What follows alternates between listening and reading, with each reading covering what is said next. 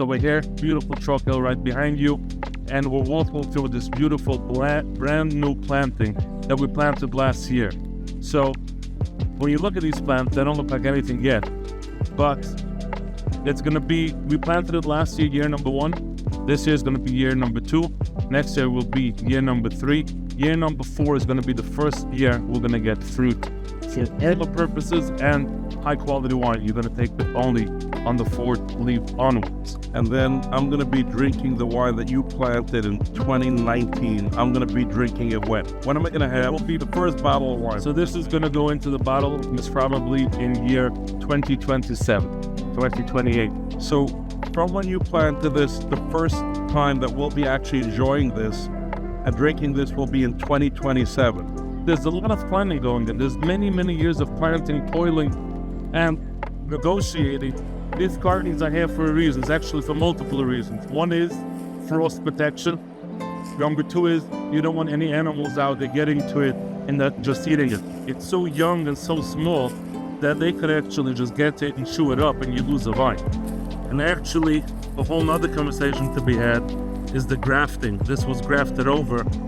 This is your rootstock, and then it was grafted over here to your vine. So this is actually a Cabernet Sauvignon on a rootstock, many different rootstocks, clone 8 Cabernet Sauvignon right on top of it. Wow. And once this grows, we're gonna start training it. You see here, year number 2, we're gonna train it here. Year number 3 and 4, we'll be having the trellis system going up here. Then we have sprinklers, that's a frost protection. So you have drip, which is the water to make sure you give it the right water. And actually, as you can see, going right into just on the vine. So you're talking about farming. You know, we like to talk about winemaking, the beautiful bottle, the process of winemaking, the barrels. How much of making a great wine happens right here in the vine? Well, for the most part, 100% is made in the vineyard. It all starts in a great year.